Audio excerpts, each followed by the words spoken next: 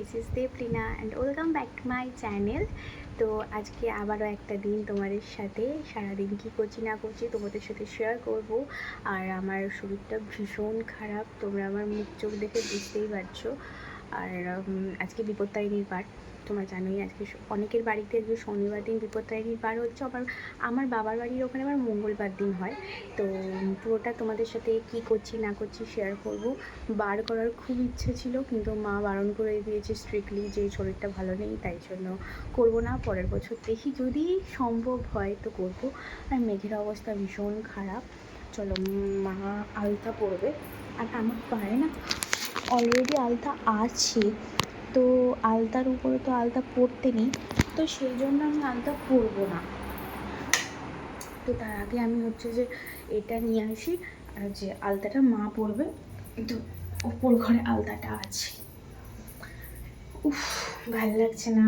সকাল থেকে ডাক্তারের কাছে গিয়েছিলাম, পড়েছিলাম, তো সেটা তোমাদের সাথে শেয়ার করিনি আমি, কারণ আমার ঠিক মানে ভালো লাগছিল না, শরীরটা খারাপ লাগছিল, তো তাই ব্লগ করে। সোমবার দিন তো আমি বাড়ি যাব, কিন্তু তার আগে এই যে ওদের এত ওরা তো আগে সরস্বতী পুজো করতো, তো এত ফুলদানি টানি অনেক কিছু আছে, আমার আর বের করে দেখার টাইম হয়নি। মিষ্টি মায়ের জন্য অনেক কিছু নিয়ে যেতে হবে এখান থেকে। এবারে রুমটা অন্যরকমভাবে ডেকোরেশন করব ভেবেছি, তো সেই জন্যই। আর প্লিজ ইগনোর চারপাশটা, কারণ ওপরের অবস্থা ভীষণ খারাপ, তো সেই জন্যই বলছি তোমাদেরকে। এটা নিয়েছি মা দুলপা তুলতে গেছে, কারণ ওই ডুরি বাঁধার সাথে দুলপো থাকে, তো সেটা। তুমি একটু ছাতু খাবে কি করে দেবো? না না, আমি এখন কিছু খাবোই নি।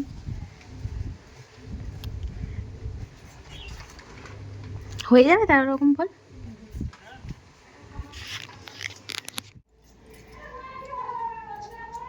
কে রে বাবা, কেটে রাখি। পুজোর আগে খেয়ে নিচ্ছি। আমরা আবার জেঠিমার আগে বার করতাম না, বাবুনপাড়ায় গিয়ে বসে থাকতাম। বাবুনপাড়ায় যে কাঁঠালের যে যে সেই মোটা মোটা ছলগুলো হয় না, সেগুলো তখনকার দিনে খেতে পেতাম না, সেগুলো খাওয়ার জন্য সেখানে গিয়ে বসে থাকতাম বাবুনপাড়াতে। বুঝতে পেরেছ? কখন হচ্ছে সেই জেঠিমারা কাঁঠালের চোপাগুলো ফেলবে, এই আমের আটিগুলো বড় বড় আটি ফেলে দিবে, সেইখান থেকে জেঠিমারা একটা করে দিবে। আমরা কত জন, আমার মেজদা, তারপরে তোমার এই সবাই থাকবে, তখন করতো। আমাদের আবার মা সে বাড়িতে আবার লুচি টুচি করে, প্রসাদে। আমাদের ওই ইয়েতে ওই যে একবার তুমি যেমন এসে খাবে বলছো, বিকেল বেলা, আর সন্ধ্যালে হচ্ছে তোমার হচ্ছে চারটে চারটে করে সন্ধ্যালে তো হবে লুচি তরকারি দিয়ে দিবে করে 150 টাকা করে নেবে লুচি তরকারি দিয়ে। ও, তো মা কাকিমারা ওরকমই আগের বারে করেছিলাম ঘরেতে, সেখানে লুচি তরকারি সবই দিয়ে দিয়েছিল।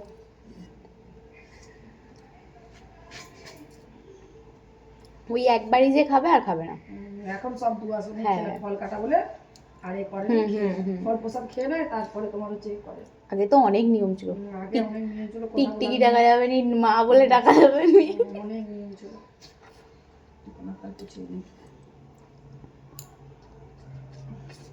তো একটা পার্সেল দিয়ে গেল ভাই, এটা অর্ডার করেছে, এর মধ্যে কি আছে দেখতে হবে। নিশ্চয়ই ওর হয় টিভি, নয় হোম থিয়েটার, নয় কিছু তো একটা আছে, কভার টভার হবে হয়তো, দেখে মনে হচ্ছে। যাই হোক, এটা আনবক্সিং করব, তোমাদের সাথে যদি পারি তো শেয়ার করব। ঠিক আছে। মা এই হচ্ছে যে পুজো হচ্ছে পাশের বাড়িতে দিদাদের, তো সেখানে গেছে। আর আমি হচ্ছে যে এবার একটু ল্যাদ খাবো, হাতটা একটু যন্ত্রণা করছে, কষ্ট হচ্ছে। তোমাদেরকে বলবো কি প্রবলেমটা হয়েছে, তার আগে এই যে আমি আমার সিংহাসনটা সাজিয়ে ফেলেছি, এখন এখানে একটু ঘুমাবো আর একটা ব্লগ চালাবো, ব্লগ দেখবো। তো দাঁড়াও, রিমোটটা নিয়ে আগে। আর ফার্স্ট না এত ভূতের বই দেখা হতো বলে না, ভূতের বইই আসছে, তো আমি না এটা টেবিল রিমোট না ঠিক করতে পারছি না আঙুলটা, তাই আমি ভয়েসে বলে দেবো। ইনসাইড আউট ফ্যামিলি ব্লগ এসে গেছে, দেখো। উফ বাবা, কষ্ট হচ্ছে জানো। আমি দেখছিলাম একটু দেখতে দেখতে অ্যাড দিয়ে দিচ্ছি, অ্যাড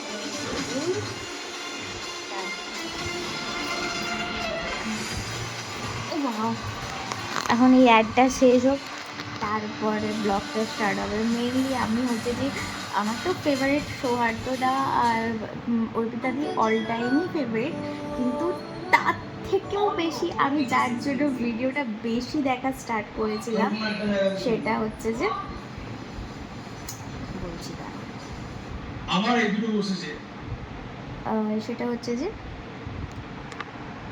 উফ মানে হাতে না খুব লাগছে, ওটা আমি ফোন আগে টিভিটা সেট করে নিই ব্লগটা।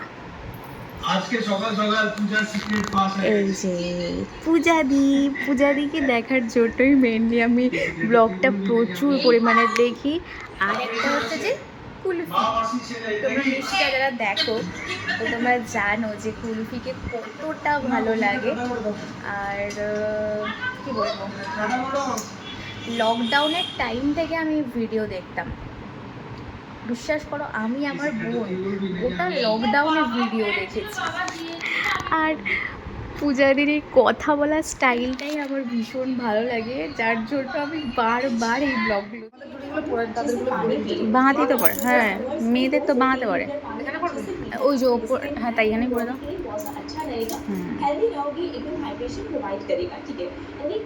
আমরা একটা জায়গায় গিয়েছিলাম আর এটা অন্য একটা দিনের, আমি সেটা তোমাদের সাথে অ্যাটাচ করে দিচ্ছি, কারণ সেই দিনটা না একটুখানি আর ব্লগ করার ইচ্ছা ছিল না, অল্প একটু করেছিলাম, তো তোমাদের সাথে সেটাই আমি একটু শেয়ার করে দিলাম।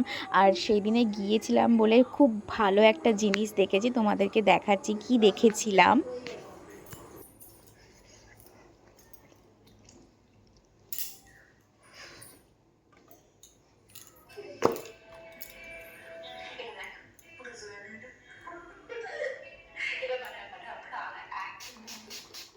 পড়ে নিয়ে হাতটা কিন্তু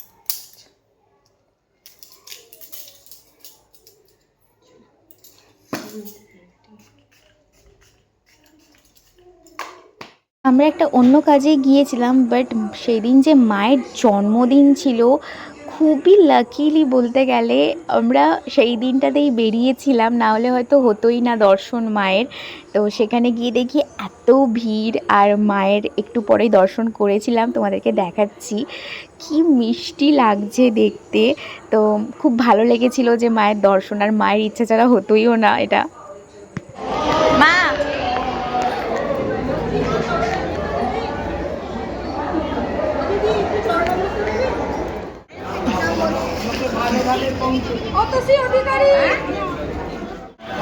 ভিড় একবার দেখো।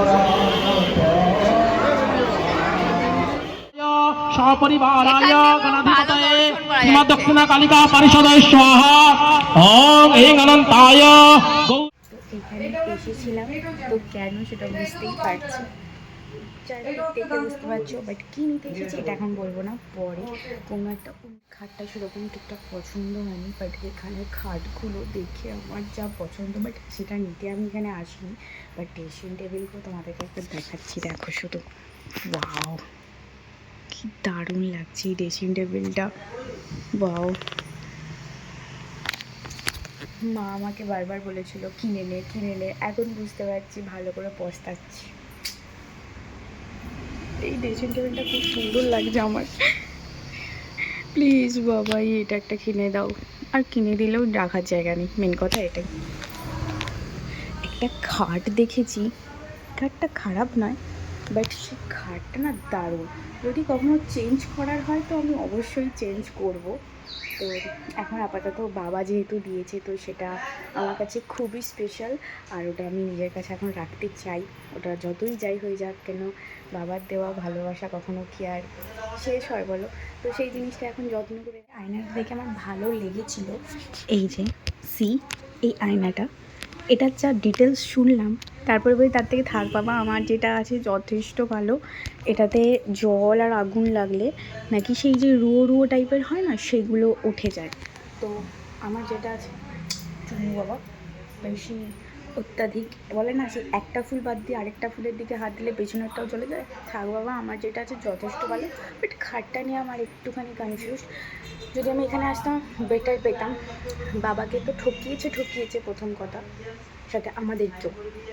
আর না ঠকলে শিক্ষা হতো না। এরপরে যখন আমাদের কোনো কাজ হবে থোড়ি ওই বাড়ির লোককে দিয়ে কাজ করাবো না। যাই হোক, পরে কখনো টাইম হলে বা সময় পেলে অবশ্যই কিনবো আমি। ঠিক আছে, শেয়ার করবো বলে ভিডিওটা অন করলাম। কারা কারা আমার মতন আছে, যারা হচ্ছে যে এই যে আমুল দুধ পাগল। আমি তো আগে না কি আমুল দুধ চুরি করে খেতাম, লিটারেলি চুরি করে খেতাম। কারণ এত খেতাম পরিমাণে, সেই জন্য না লুকিয়ে লুকিয়ে গিয়ে আগে যখন বাবার বাড়িতে থাকতাম, আগে যখন ওখানে থাকতাম তখন এরকমভাবে খেতাম। তো আজকে একটু খেতে ইচ্ছে করছে, তাই ভাবলাম তোমাদের সাথে শেয়ার করে। তোমরাও নিশ্চয়ই ছোটোবেলায় এরকমই করতে। তো এক চামচ খাবো আমি এখন। তো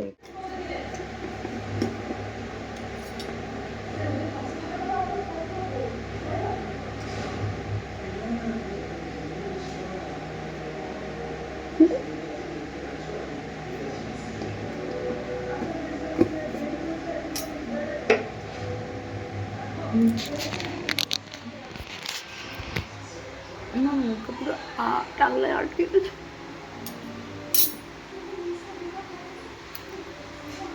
হ্যাপি লাগে। আমি আমার স্কিন কেয়ারটা কমপ্লিট করলাম আর তোমাদেরকে দেখালাম না। তোমরা তো জানোই আমি কী কী অ্যাপ্লাই করি। ডার্ক সার্কেলের জন্য হচ্ছে যে এই যে কী বলে এটাকে, অ্যালোভেরা জেল অ্যাপ্লাই করলাম আর হাতটা একটু বরফ দেবো, তাই সেইটা খুলেছি। আর ভিডিওটা কেমন লাগলো অবশ্যই জানিও। আর যদি ভিডিওটা ভালো লেগে থাকে অবশ্যই একটা like, comment, share and subscribe করে দিও আমার চ্যানেলটা। বাই।